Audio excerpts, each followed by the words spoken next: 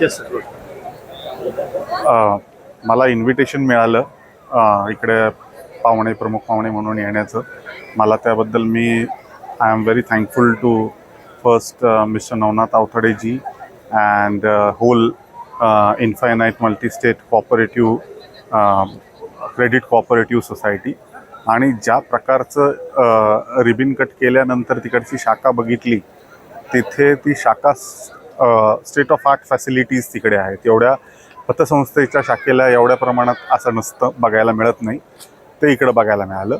दुसरी महत्त्वाची गोष्ट, जेव्हा आम्ही इथे आलो महालक्ष्मी लॉन्स खराडी इथे, आम्हाला खरं सांगतो, आम्हाला वाटलं नव्हतं की हा कार्यक्रम हा एवढा मोठा भव्य दिव्य असेल.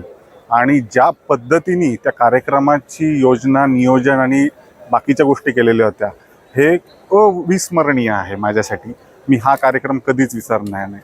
धन्यवाद धन्यवाद धन्यवाद. सर काय सांगतात पुण्याबद्दल आणि एकंदरीत आर्थिकदृष्ट्या सगळ्या बाबतीत पुण्याबद्दल काय सांगतात? पुणे तिथे काय उणे आपण असं म्हणतो. पुण्यात सगळ्या प्रकारचे लोक राहतात. बुद्धिजीवी लोक म्हणून पुण्याचे असे जाणले जातात. परंतु ह्या बुद्धिजीवी लोकांमध्ये मला एक गोष्ट आजपर्यंत कळली नाही की बऱ्याचशा लोकांमध्ये आजही आर्थिक साक्षरता कमी जाणवते.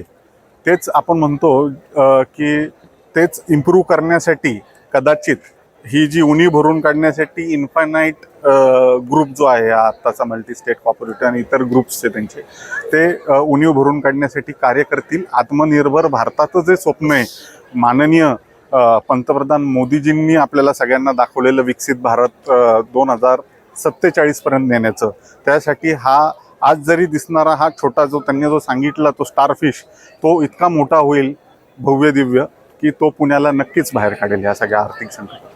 धन्यवाद.